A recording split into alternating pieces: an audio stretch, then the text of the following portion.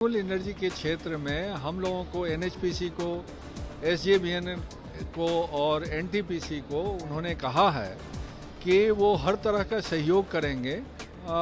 NHPC की तरफ से अभी तत्काल हमने 5,500 करोड़ का लेटर ऑफ इंटेंट हमने बिहार सरकार को भेजा था। और पब्लिक सपोर्ट किसी भी राज्य के विकास के लिए बहुत बड़ा अहम होता है। एनएचपीसी के सीएमडी राजकुमार चौधरी जी हैं। सर, आज आप बिजनेस कनेक्ट मीट में पहुंचे हैं 2 दिवसीय। आज क्या क्या बातें हुई अंदर में सरकार के मंत्री से, और बिहार को लेकर के आपकी क्या तैयारी है? देखिए, अभी माननीय मंत्री जी जो है, ऊर्जा मंत्री जी ने बिहार में जो रिन्यूएबल एनर्जी के क्षेत्र में जो एक रूपरेखा उन्होंने सबके सामने रखा है। जो बिहार में अभी जनरेशन है वो मेनली जनरेशन है, चाहे वो स्टेट सेक्टर से है, सेंट्रल सेक्टर से है या प्राइवेट सेक्टर से है, मेनली फॉसिल फ्यूल से है, थर्मल पावर है। और रिन्यूएबल एनर्जी का शेयर बहुत ही कम है, इवन 10% के आसपास है। तो ज़रूरत है उसको बढ़ाने का और वो 50% करने का। तो उन्होंने रिन्यूएबल एनर्जी के क्षेत्र में हम लोगों को, एनएचपीसी को, एसजेवीएन को और एनटीपीसी को उन्होंने कहा है कि वो हर तरह का सहयोग करेंगे। ज़मीन की ज़रूरत जहाँ पड़ती है या वाटर बॉडीज की ज़रूरत है उसकी,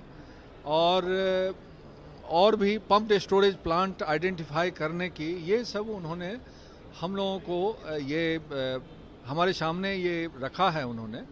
तो निश्चित रूप से हम एनएचपीसी, एसजेवीएन, एनटीपीसी जो है, बिहार की जो एक एनर्जी लैंडस्केप, जो एक एनर्जी ट्रांजिशन की रूपरेखा रखी गई। एनर्जी ट्रांजिशन मीन्स कि energy from fossil fuel to energy from renewable sources of energy, non fossil fuel. तो उस एनर्जी ट्रांजिशन में, इस एनर्जी लैंडस्केप में हम अपनी एक बड़ी भागीदारी निभाने की संभावना तलाश कर रहे हैं। कितने करोड़ के निवेश करने का सर प्लान है? एनएचपीसी की तरफ से अभी तत्काल हमने 5,500 करोड़ का लेटर ऑफ इंटेंट हमने बिहार सरकार को भेजा था और उसके लिए आज हम एमओयू साइन करेंगे 5500 करोड़ का। और उसी तरह एसजेवीएन की तरफ से भी, एसजेवीएन कई प्रोजेक्ट कर रही है। एक थर्मल प्लांट कर रही है बक्सर में 1320 मेगावाट की, जमुई में वो एक सोलर प्लांट कर रही है, बांका में एक सोलर प्लांट लगा रही है।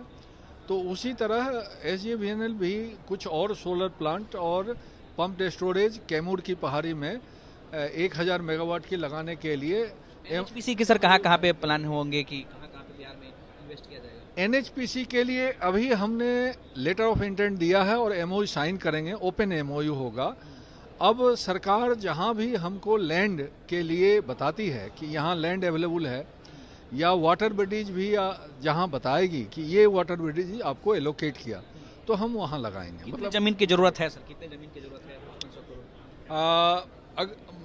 हमने अभी तय किया है कि हम 1000 मेगावाट का सोलर एनर्जी डिफरेंट टुकड़ों में हम लगाएंगे। और 1000 मेगावाट सोलर के लिए 4 एकड़ पर मेगावाट जमीन की जरूरत पड़ती है।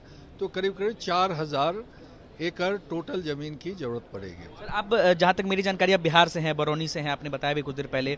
और बिहार को लेकर के पहले जो अवधारणा थी कि बिहार में बड़ी बड़ी कंपनियां जो है फैक्ट्री नहीं लगाती थी, वो कहते थे कि बिहार में सिक्योरिटी नहीं मिलती है। अब आपने, चूंकि अब काफ़ी पहले से बिहार को आप देख रहे हैं, तो आपको क्या लगता है, बिहार अब बदल गया है? बिहार में अब फैक्ट्रियाँ लगाने की जरूरत है? बिल्कुल, आपने ये सही पूछा। मैं करीब 2 साल बाद पटना आया हूँ, और 2 साल बाद पटना आके जो पटना में हमने इंफ्रास्ट्रक्चर डेवलपमेंट देखा, जो अभी आज के डेट में जो बिल्डिंग देख रहे हैं, आज के डेट में जो रोड्स देख रहे हैं, जो ब्रिजेस देख रहे हैं, जो ट्रांसपोर्ट सेक्टर में काम हुआ है, इंफ्रास्ट्रक्चर सेक्टर में काम हुआ है, और उसके अलावा एनर्जी सेक्टर में भी जो काम हुआ है, वो रियली अप्रिशिएबल है। पिछले कुछ सालों में बहुत ही अच्छा सुधार हुआ है। मुझे ये उम्मीद है जो कि रियली लॉ एंड ऑर्डर और पब्लिक सपोर्ट किसी भी राज्य के विकास के लिए बहुत बड़ा अहम होता है।